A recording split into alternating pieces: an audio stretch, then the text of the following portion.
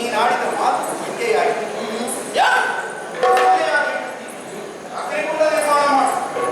ದೇವರೊಮ್ಮೆ ನೋಡು, ಲೋಕವೇ ನೋಡಿ, ಸುಮ್ಮನೆ ಹೇಳಿದ ಮಾತಿನ ನನ್ನ ಭಾವ ನನಗೊಂದು ಅಪಮಾನ ನೀನೆಲ್ಲ ಹೇಳಿದ್ರೆ ನೀನೇ ಮಾಡಬೇಕು. ನಾನು ಹೇಳಿದ ಹಾಗೆ ಆಗುತ್ತದೆ. ಅದು ಆಗಿದೆ. ಯಾಕಾಗಿದೆ ಅಂದ್ರೆ ಕಾಶಿಗೆ ನಾನು ಕಲಿಯುವವರು ಕಾಶಿಗೆ ಹೋಗಿ ಬರುವುದಿಲ್ಲ ಮತ್ತೆ ಅದನ್ನು ಹೇಳಿದ್ರೆ ನೀನು ಪ್ರಾರ್ಥ ಆಗುತ್ತೆ.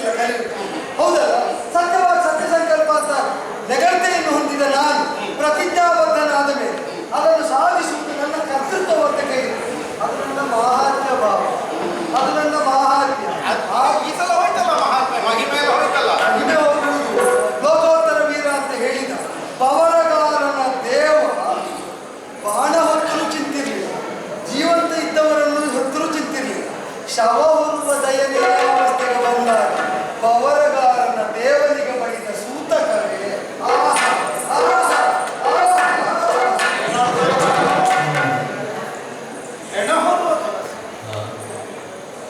ಏನೋ ಮೋಸ ಆಗಿರ್ಬೇಕು.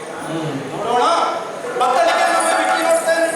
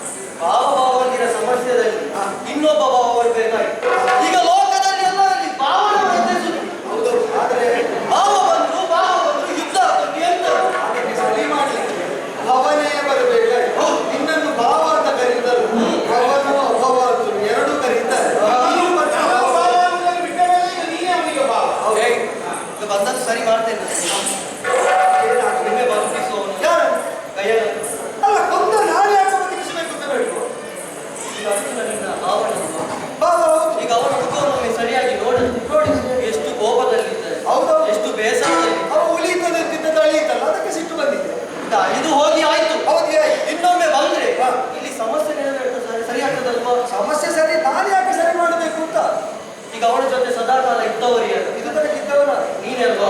ಇನ್ನು ಮುಂದೆ ಇರ್ಬೇಕಾದದ್ದು ನೀನೇ. ನಮ್ಮ ನಮ್ಮ ಒಳಗಡೆ ಸಮಸ್ಯೆಯನ್ನು ಸರಿ ಮಾಡುವ ನೀವು ಹೇಳಿದ್ದಕ್ಕೊಂದು ಆಸ್ಪದ ಕೊಟ್ಟಿದ್ದಾರೆ. ಅವ ಒಟ್ಟು ಬದುಕಿದ್ರೆ ನನಗೂ ಪ್ರಯೋಜನ ಇಲ್ಲ. ಅವ ಪ್ರತಿಜ್ಞೆ ಮಾಡಿ ಕೊನೆಗೆ ಆಣೆ ಇಟ್ಟದ್ದು. ನಾನು ಯಾರಿಗೆ ಹೇಳಿಲ್ಲ, ಸುಭದ್ರೆ ಹೇಳಿಲ್ಲ, ನಾನು ಈಶ್ವರಾಣೆ ಹೇಳಿಲ್ಲ ನಾನು. ವಸುದೇವ ಸುತನ ಆಣೆ ಅಂದ್ರೆ ವಾಸುದೇವನ ಆಣೆ ಎಂದು ಹೇಳಿ ಅವ ಪ್ರತಿಜ್ಞೆ ಮಾಡಿ. ಆದ್ದರಿಂದ ಅವ ಆಣೆ ಹಾಕಿದ್ದಕ್ಕೆ ಮೊದಲು ನಾನು ಪ್ರತಿಜ್ಞೆ ಮಾಡಿದ್ದು ಕೊಂದರೆ ಬಳಿಕ ಅವ ಆಣೆ ಹಾಕಿದ್ದ. ಈಗ ಅವ ಬದುಕಬೇಕಷ್ಟೇ ಅಲ್ಲ. ಈಗ ಅವರನ್ನು ಯಾರನ್ನು ನಂಬಿ ಮಾತು ಕೊಟ್ಟದ್ದು? ಅದೇ ಆಣೆ ಹಾಕಿದ್ರಿಂದ ಗೊತ್ತಾಯ್ತಲ್ಲ. ಹೌದು. ಈಗ ಒಂದು ವೇಳೆ ನೀನು ಅವನನ್ನು ಬದುಕಿಸದೇ ಹೋದ್ರೆ ಹೌದು, ನಿನ್ನ ಮೇಲಿನ ನಂಬಿಕೆ ಎಲ್ಲ ಹುಸಿಯಾಗ್ತದೆ. ನಂಬಿದವರಿಗೆ ಇಂದು ಕೊಡುವ ಮಹಾದೇವನೇ ಹೌದು. ನಂಬಿಕೆಯ ಅಸ್ಥಿವಾರವನ್ನು ಉಳಿಸುವುದಕ್ಕಾಗಿ ಅಳಿದವರನ್ನು ಉಳಿಸಿ ಬೆಳೆಸುವುದಕ್ಕೆ ಬದುಕಿಸಿ ಹೇಳ್ತೀಯಾದ್ರೆ ನನಗೆ ಅವ ಆಡಿದಂತಹ ಆ ಮಾತಿಗಾಗಿ ಬದುಕಿಸಿದ್ರೆ ನಷ್ಟ ಇಲ್ಲವಾದ್ರಿಂದ ಅದೋ ದೇವನೇ ಕಂಡೆಯಲ್ಲ, ಒಬ್ಬ ದುರ್ಮದನಲ್ಲ, ಅಹಂಕಾರಿಯಲ್ಲ, ಉದ್ಧತನಲ್ಲ. ತನಗೆ ಬದುಕು ಕಲ್ಪಿಸಿಕೊಟ್ಟಂತಹ ಕೃಷ್ಣಸ್ವಾಮಿಯ ಕಾಲಿಗೆ ಬಂದಿ ತನ್ನನ್ನು ಸಂರಕ್ಷಿಸಬೇಕು ಅನ್ನೋ ಹಾಕಿ ಹೇಳಿಕೊಂಡು ಹಾಗಿದ್ರೆ ಮೊದಲೇ ಮಾಡಬಾರ್ದಿತ್ತೋ? ಮೊದಲೇ ಮಾಡ್ಲಿಕ್ಕೆ ಕೊಡ್ತೇನೆ ಹೇಳಿದವನ ಕುರಿತಾಗಿ ಅಷ್ಟೊಂದು ವಿಶ್ವಾಸವನ್ನು ತಳೆಯುವುದಕ್ಕೆ ಅಂತಹ ಸಮರ್ಪಣಾ ಭಾವ ಇದ್ದಾಗ ಮಾತ್ರ ಸಾಧ್ಯ. ಅವನಲ್ಲಿ ಇದು ಮೊದಲು ಇಲ್ಲದೇ ಇರುವುದರಿಂದ ಬಹುಶಃ ಇವನ ಬಳಿಗೊಬ್ಬನನ್ನು ಹೊರತು ಬಂದು ಮಿಕ್ಕೆಲ್ಲವರ ಕಾಲು ಹಿಡಿಯುವುದಕ್ಕೆ ಮುಂದಾದ. ಒಂದು ದೃಷ್ಟಿಯಿಂದ ಇವ ಬದುಕಿಸಿದ್ದೇ ಸರಿ. ಯಾಕಂದ್ರೆ ಕೈಯನಿಗೆ ಅವಸಾನವಾಗದ ಹಾಗೆ ಕಾಯುತ್ತೇನೆ ಅನ್ನುವುದು ನನ್ನ ವಚನ. ಹೌದು, ಈಗ ನೀನು ಸಂರಕ್ಷಿಸಬಲ್ಲೆ, ಅದು ಪರಮೇಶ್ವರ ಅನುಗ್ರಹದಿಂದ ಫಲಿಸಿದ ಹಾಗಾಯಿತು. ದೇವರ ಅನುಗ್ರಹ ಬೇಡ ಅಂತಲ್ಲ, ದೇವರ ಅನುಗ್ರಹವಾದರೂ ನಮ್ಮ ಭುಜಸಿರಿಯ ಮಾಧ್ಯಮದಿಂದ ಬರಬೇಕು ಅನ್ನುವಾಗ ನಾವು ಭಾವಿಸಬಹುದು. ಅದು ಪ್ರತ್ಯಕ್ಷವಾಗಿ ಬೇರೆ ವಿಧದಿಂದ ಬರಬೇಕಾದದ್ದಲ್ಲ. ನೀನೀಗ ಬದುಕಿಸಿದರೆ ಪ್ರತ್ಯಕ್ಷವಾಗಿ ನಿನ್ನದ್ದಾದಂತಹ ಅನುಗ್ರಹ ವಿಶೇಷ ನಾವು ಬದುಕಿದ ಹಾಗಾಗುತ್ತೆ. ಹೌದು, ಹಾಗಿದ್ರೆ ಕೃಷ್ಣ ಬದುಕಿಸಿದರೆ, ಕೊಂದವನೇ ಬದುಕಿಸಿದರೆ ಕೊಂದದ್ದೇ ಇಲ್ಲ ಅನ್ನುವ ಹೌದು. ಹಾಗಿದ್ರೆ ಪರೋಕ್ಷವಾಗಿ ಕೈಯ ಸಾಯಲಿಲ್ಲ ಅನ್ನುವ ಹಾಕು ಆಗುತ್ತೆ. ಸರಿಯಾಯ್ತಲ್ಲ ದೇವರೇ ಬಂದಂತಹ ಅವ ಶರಣಾಗತನಾಗಿ ಆಡಿದ. ಅಳಿದ ಮೇಲೆ ನಾನು ಹೊಂದಿದ್ದು ವೈಕುಂಠದ ಆನಂದವನ್ನು ವೈಕುಂಠ ದರ್ಶನ ಮಾಡಿಸಿದ ಮೇಲೆ ಮರಳಿ ಇಲ್ಲಿಗೆ ಕರೆತಂದಂತಹ ನನ್ನ ಕರ್ತೃತ್ವ. ಅಂದರೆ ಕೊಲ್ಲುತ್ತೇನೆ ಅಂತ ಹೇಳ್ತಾ ನಾನು ಯಾವುದಕ್ಕೆ ಅವಣಿಸಿದ್ದೇನೆ ಅಂತ ನಿನಗೇನಾದ್ರೂ ಗೊತ್ತಾಯ್ತು? ಕಪಟ ನಾಟಕ ಸೂತ್ರಧಾರಿ ಅಂತ ಚೆನ್ನಾಗಿ ಗೊತ್ತುಂಟು ನನಗೆ. ಈ ಹಿಂದೆ ಇದ್ದ ಬಿರುದಾದ್ರಿಂದ ಎಲ್ಲದಕ್ಕೂ ಹೇಳಲಿಕ್ಕೆ ಆಗ್ತದೆ. ಹೌದು, ಇಲ್ಲಿ ಮಾಡಿದ ನಾಟಕ ಅದು ಕಪಟವಾಗಿ ಯಥಾರ್ಥ ಸಾಧನೆ ಹೇಗೆ ಅಂತ ಅರ್ಜುನನಿಗೆ ಅರ್ಥ ಆಗಲಿಲ್ವಲ್ಲ. ನಿನ್ನನ್ನು ಸಾಕ್ಷಿಯಾಗಿರಿಸಿ ಅವರ ಈ ಪ್ರಕರಣಕ್ಕೆ ನಿನ್ನನ್ನು ಸಾಕ್ಷಿರಿಸಿ ಆಣೆ ಹಾಕಿದ್ದು ನನ್ನ ಗರುಡನ ಆಣೆ ನಿನ್ನನ್ನೇ ಸಾಕ್ಷಿಯಾಗಿರಿಸಿ ಅವರಿಗೆ ಯಾಕಾಯಿತು ಅಂತ ಎರಡು ಮಾತು ಹೇಳಿದವರು. ಕೌಂತೆಯ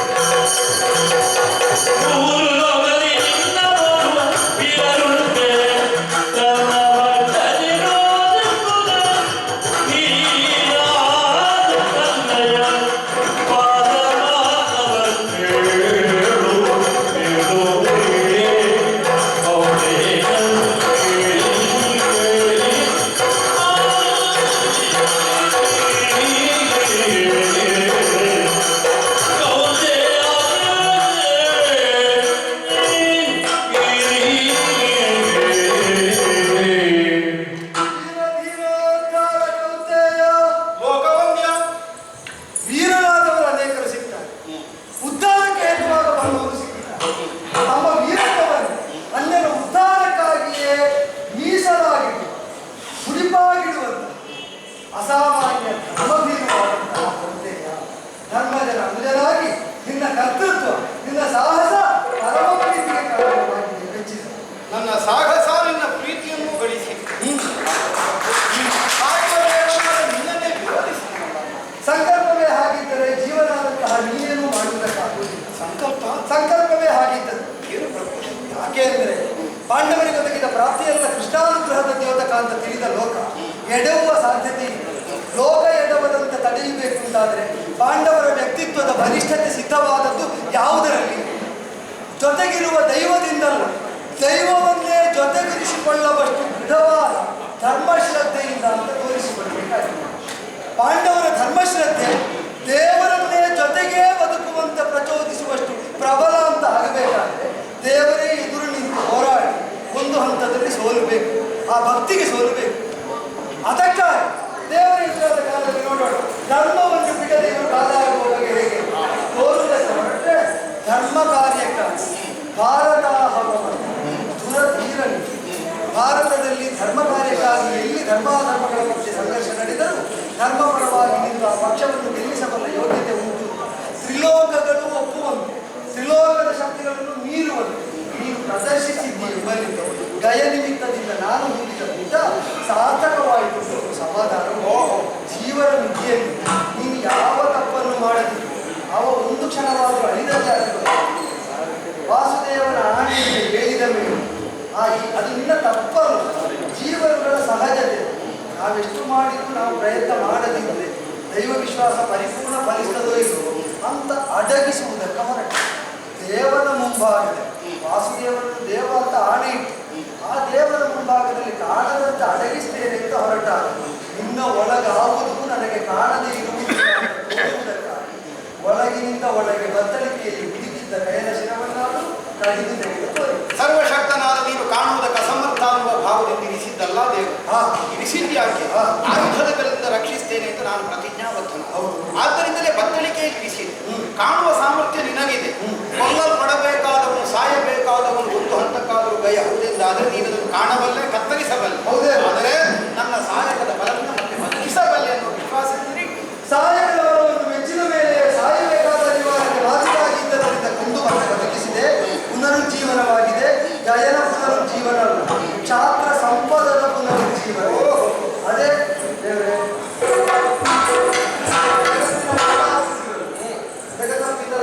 ಪಾರ್ವತಿ ಪರಮೇಶ್ವರು ಅಲ್ವೋ ನಿಮ್ಮ ಸಾಕ್ಷಿ ಅವನ ವೀರತ್ವ ಪ್ರಕಟ ಆಗಲೇ ಪಾಶುಪಟ ಕೊಟ್ಟದ್ದು ನನ್ನ ಜೊತೆಯಲ್ಲಿ ಇದ್ದದ್ದಕ್ಕೆ ಅಲ್ಲ, ಅವನ ಸಾಮರ್ಥ್ಯಕ್ಕೆ ಮಿಂಚಿದ್ದು ಅವನೊಡಗುವ ಯಾವ ವಿಜಯಶಾಲಿ ಆಗಬೇಕಾದ ಗುಣವನ್ನ ಗೆಲ್ಲಿಸಿ ಅನುಗ್ರಹ ಇರಬೇಕು.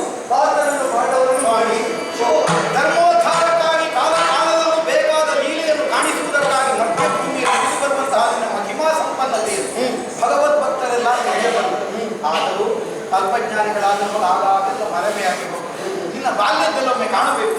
ಈಗ